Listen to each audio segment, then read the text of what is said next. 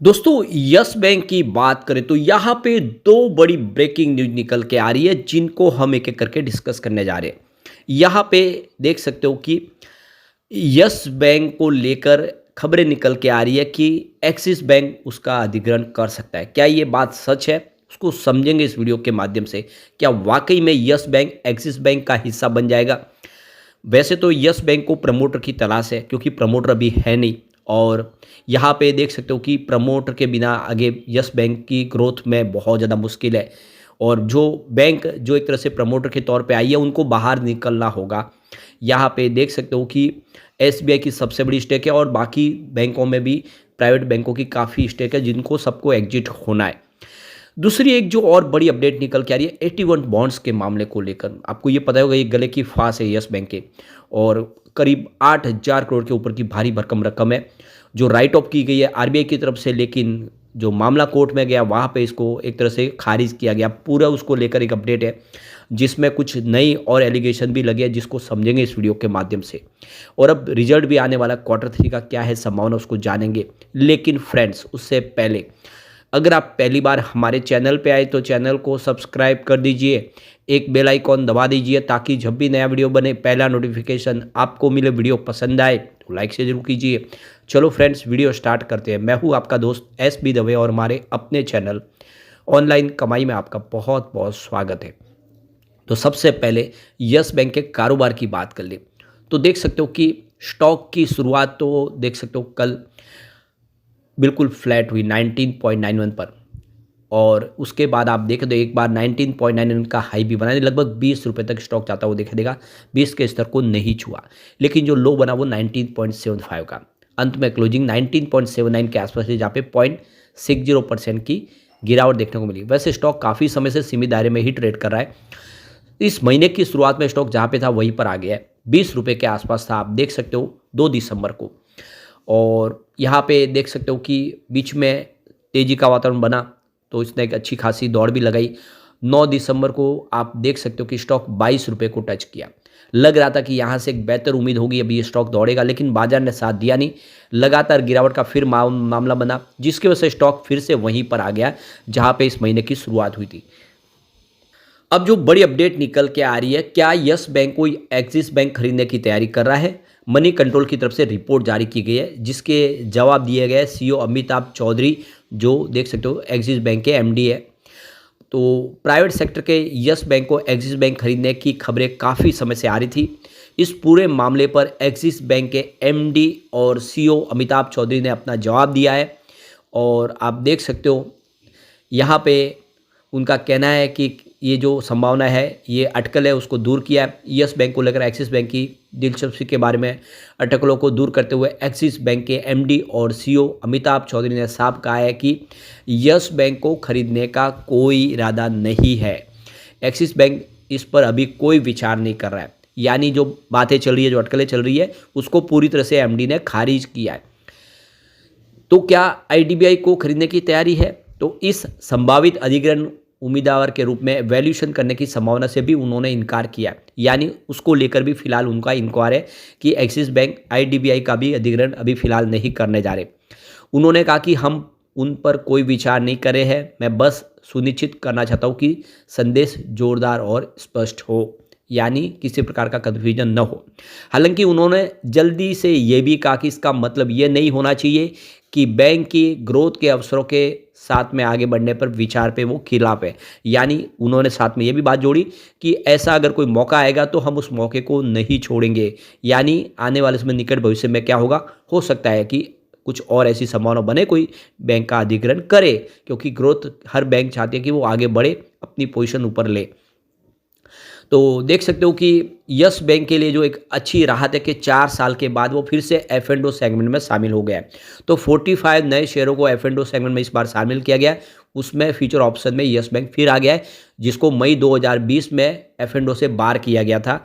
और देख सकते उस समय सारी का सारी प्रॉब्लम हो गई थी, बैंक डूबने के कगार पर थे, पर अब जाके फिर से उस एफ एंड ओ में आ चुका है।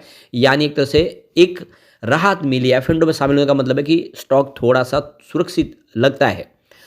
तो रिजर्व बैंक की ओर से बोर्ड को बंद करने के 1 महीने के बाद जमा निकासी की जो सीमा थी उसको 50,000 रुपये प्रति अकाउंट कर दिया गया था। मार्च 2020 में यस बैंक को निफ्टी 50 इंडेक्स से भी बाहर कर दिया गया था। तो उसी वर्ष यस बैंक को भारतीय स्टेट बैंक के नेतृत्व वाले बैंकों के संघ द्वारा बचाया गया और 2021 में 23% की गिरावट के साथ और 2020 में शेयरों के मूल्यांकन में 62% की गिरावट आ गई। तो लगातार गिरा क्योंकि मामला पूरा बिगड़ गया था। अब एक और चौंकाने वाली खबर निकल के आ रही है, ये भी मनी कंट्रोल की तरफ से ही खबर जारी की गई है, जिसमें कहा गया है कि निप्पॉन इंडिया म्यूचुअल फंड, जिसे पहले रिलायंस म्यूचुअल फंड के नाम से जाना जाता था, जो अनिल धीरूभाई अंबानी ग्रुप की कंपनी थी, राणा कपूर परिवार के स्वामित्व वाली company Morgan credit private limited के गैर परिवर्तनीय डिबेंचर बॉन्ड यानी एनसीडी में 950 करोड़ रुपए निवेश करने के लिए फिलहाल सीबीआई की जांच के घेरे में यह आ गई है।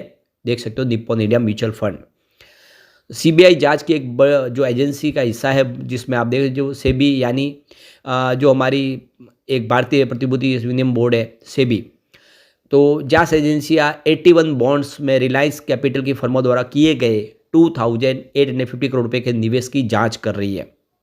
तो यहाँ पे केंद्रीय जांच एजेंसी ने फंड हाउस की ओर से अप्रैल 2018 में किए गए इन्वेस्टमेंट से संबंधित डॉक्यूमेंट और सूचनाओं का एक सेट मांगा है, लेकिन इससे म्यूचुअल फंड स्कीम में पैसा लगाने वालों के ऊपर कोई फिलहाल असर नहीं होगा। उनके रिटर्न और उनकी सर्विस पहले की तरह ही बरकरार रहेगी, ये बात भी क्लियर है।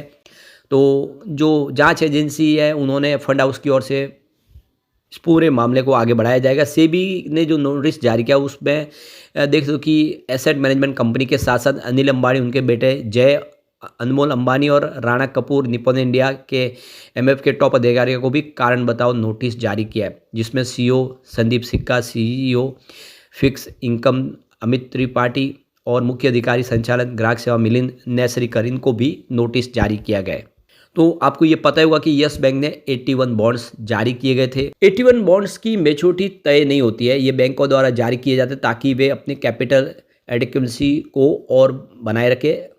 ये बॉन्ड जोखिम भरे होते हैं क्योंकि बैंक अगर वित्तीय संकट में हो तो बैंक की जो राशि है उसको राइट ऑफ किया जा सकता है, ये इसके रूल्स में लिखा हुआ है।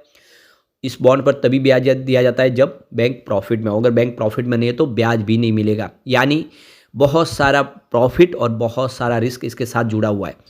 तो 2020 में यस बैंक की स्थिति खराब हो गई और वो अपने बैंक करप्ट हो गई एक तरह से देख सकते हो। तो आरबीआई ने यस बैंक को बचाने के लिए बहुत सारी बैंकों को जिम्मा सौंपा, जिसकी वजह से उसको फिर खड़ा किया गया। तो इस पूरे मामले में आरबीआई ने 8,450 करोड़ रुपये का जो 81 बॉन्ड्स की जो पूरी रकम थी उसको राइट ऑफ कर दिया, यानी जो बॉन्ड धारकों के पैसे थे उसको शून्य कर दिया गया, क्योंकि वो नियम में पहले से था कि रिस्क के साथ है।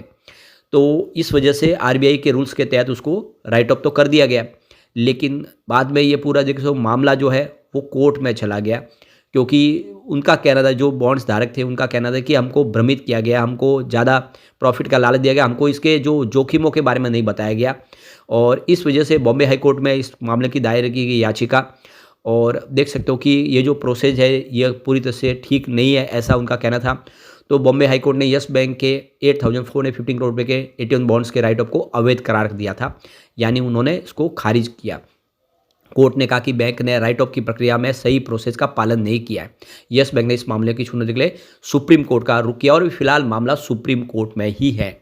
तो देख सकते हो कि लटकती हुई एक तरह की तलवार है, ये बड़ी रकम है, देखना होगा क्या होगा। फिर आरबीआई ने जो रूल्स के तहत ही किया, क्योंकि रूल्स बुक में तो ये था कि अगर बैंक को स्थिति खराब होगी तो जो भी रकम है वो राइट ऑफ की जा सकती है, उसी के तहत किया। तो अब Q3 आने वाला है, रिवेन्यू देख सकते हो कि पिछली बार काफ़ी अच्छा बढ़ा भी था। सितंबर 2023 में 7,981 करोड़ के आसपास रिवेन्यू था, जो सितंबर 2024 में 9,225 करोड़ तक पहुंचा।